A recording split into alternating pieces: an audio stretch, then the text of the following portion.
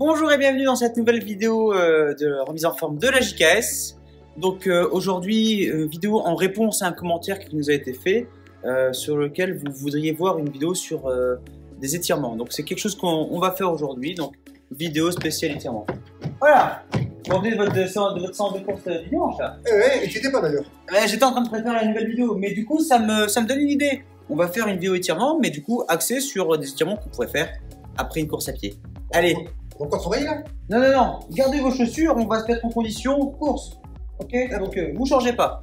C'est parti. Alors, on va du coup axer notre exercice du jour sur les étirements.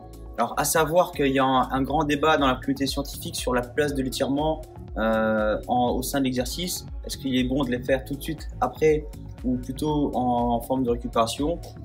Moi, je pense qu'en tout cas, les faire, c'est pas un mal. Donc, ça peut être un bon exercice de récupération.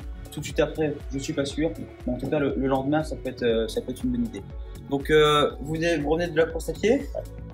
Du coup, c'est quoi les muscles qui ont été sollicités le plus pour vous? Jambes. Ouais. Bah, du coup, on va venir étirer un peu tous les muscles des jambes. Donc, le premier, on va commencer par le mollet. C'est pour vous qui est très sollicité. Donc exercice, mettez-vous contre le mur et vous allez venir avec votre pied, mettre le pied contre et avancer. Voilà. Pour bien mettre en tension toutes les parties postérieures de la jambe. Ok. Et vous maintenez la position, chaque exercice, 30 secondes. Et plus vous allez mettre en tension le muscle, plus vous allez souffler, respirer profondément. Ok, donc là on vient d'étirer les mollets. Donc les mollets, ils ont pour principale fonction de venir propulser le pied pendant la course. Mais il y a aussi un muscle qui du coup lance son antagoniste. Donc on a fait le mollet. Donc là maintenant cette fois-ci on va parler des muscles de la loge antérieure. Et ces muscles-là vont vous aider à venir lever le pied pendant la course. Et vous évite de traîner les pieds. D'accord? Donc pour étirer le muscle qui sont ici situés devant, je vais juste vous demander de vous mettre sur la pointe des pieds et de venir mettre votre pied en extension sur l'avant. Voilà. Histoire de bien tirer ici tous les muscles ici bien devant. Voilà. Pareil, 30 secondes pour le pied droit, 30 secondes pour le pied gauche. Ok, donc là on a fait du coup la jambe et on va remonter doucement. Donc là on va passer au niveau des cuisses. Pour étirer les cuisses, très simple. Prenez appui ici, hop, vous venez chercher votre jambe, votre cheville et là vous allez venir ouvrir le bassin, pousser votre bassin vers l'avant et maintenir la position 30 secondes. Et bien sûr, toujours penser à bien souffler en même temps. 30 secondes à droite, 30 secondes à gauche. Ouais. Ok, donc, encore une fois, agoniste, antagoniste. Cette fois-ci, donc on a fait les cuisses. Maintenant, on va passer aux ischios. Et le groupe musculaire qui est derrière la cuisse. Donc, pour les étirer, pareil, on va venir croiser les pieds, d'accord, mettre un pied devant l'autre. Et cette fois-ci, venir descendre le plus bas possible. Et là, vous allez sentir que ça tire tout à l'arrière de votre cuisse. Une fois avec le pied droit devant et une fois avec le pied gauche. Et à chaque fois, vous allez tirer la jambe qui est derrière. 30 secondes toujours.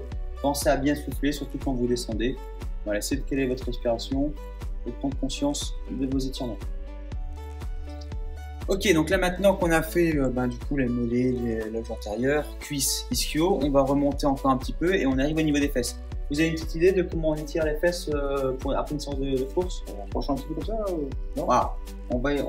Si on a un petit rebord, c'est très bien. Si vous avez un mur, c'est aussi bien. L'idée, ça va être de venir faire une position de chaise et d'aller venir mettre sa cheville sur son genou.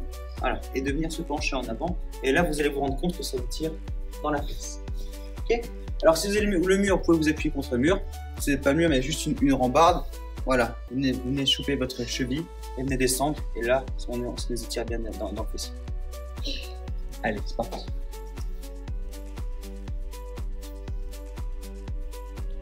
Donc là, on a étiré les fesses.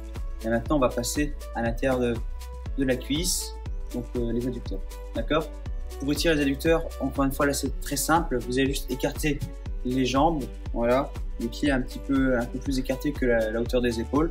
Et vous allez décaler votre bassin pour venir mettre en tension l'intérieur de la cuisse. Donc là, je décale mon bassin et je vais venir descendre sur mon genou opposé. Et là, vous allez voir, sentir une tension à l'intérieur de la cuisse. C'est très bien. Donc là, vous maintenez la position, 30 secondes. Plus vous descendez, chaque fois vous accompagnez la descente avec un mouvement d'expiration. 30 secondes à droite, 30 secondes à gauche. Dès qu'on sent la tension, on bloque, on souffle. Ok, donc là on vient de voir un petit peu toutes les groupes musculaires les plus importants pour la course à pied. Alors bien sûr, il y a un travail des bras et des dorsaux et des abdos qui est impliqué lors de la course, mais ça reste minime par rapport aux efforts que donnent les membres inférieurs. Mais par contre, il y a encore un muscle qu'on n'a pas travaillé et qui est constamment en effort pendant la course à pied. Vous avez une idée?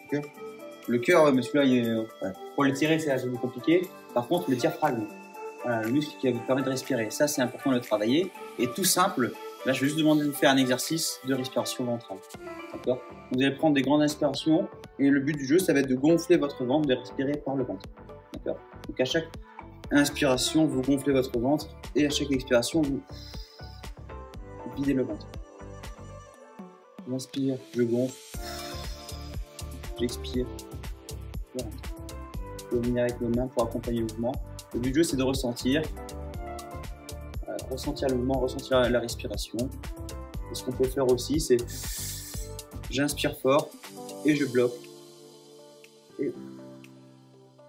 Ok, donc vidéo qui touche à sa fin. N'hésitez pas en commentaire à nous dire si ça vous a plu et surtout si c'était ce que vous attendiez. Voilà. Donc après l'effort, pire confort. Là, je pense que vous l'avez mérité. La course, c'est bien tiré. Donc là, ce qu'on peut faire un petit plaisir en allant sur la chaîne Les Recettes à Lulu. Le lien est en description pour une petite pâtisserie après l'effort. Une petite. Si vous avez aimé cette vidéo, surtout n'hésitez pas à la liker, à la commenter et à la partager, que ce soit sur YouTube ou sur Facebook. Et maintenant qu'on sait qu'on peut s'étirer et récupérer, on n'a plus d'excuses pour venir nous rejoindre le dimanche matin sur une séance à l'extérieur. Marche rapide, footing. On a des personnes âgées, des mamans qui ont bébé dans le poussette ou des gens qui viennent courir. Donc on a tous les niveaux. Donc n'hésitez pas à venir nous rejoindre et on fera quelques petits étirements tranquillement à la fin des séances. Parcours adapté pour tout le monde. Ouais, tout le monde. Super. Bah écoutez, vous avez bien bossé, donc on peut se dire à la semaine prochaine et en attendant, portez-vous bien.